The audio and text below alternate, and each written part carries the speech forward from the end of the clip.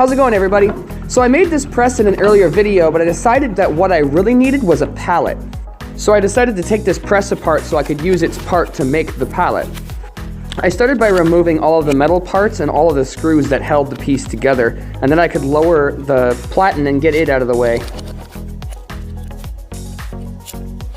And then once that was done, I could remove the lead screw and get that out of the way. To remove the pins, it was easiest to attach dowels to the outside and hammer them off, and then I could remove the rest of the parts. I found that if you glue a dowel directly to the end of the pin, you can hammer on it and the pin just happens to fall out.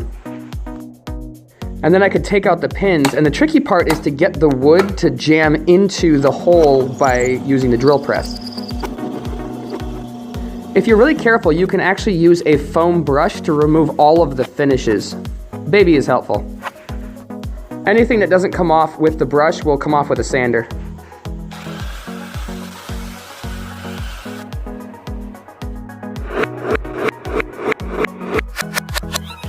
One of the tricky bits about putting wood back together is if you chisel everything round, then the drill press will actually put all of the chips back in place automatically.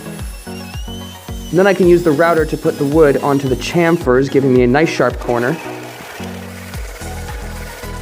And then I can fill a few more holes over at the drill press. The trick to making this work is you have to make sure the piece is covered in your wood chips, otherwise you won't be able to fill it with anything. The same thing goes with the chisel. As long as the chips are in place first, you should be fine.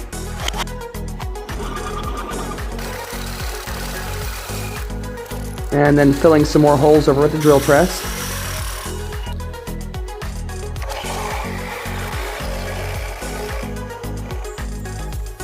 A lot of people don't realize this, but if you flip the motor upside down on your table saw, the table saw blade will run backwards, and as long as all of the sawdust is still underneath the saw, it will actually put the wood back in the hole. So you can actually reverse cut all of your parts.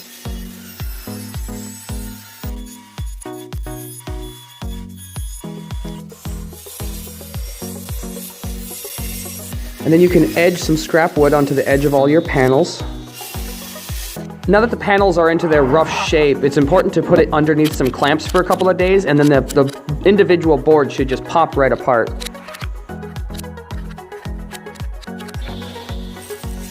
And then over at the table saw, you can rejoin your scrap wood to the edge of the boards.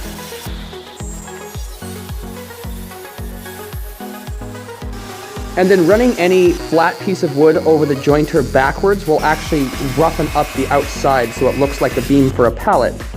And then the miter saw can join the long pieces together into a longer beam. This is such a stupid video.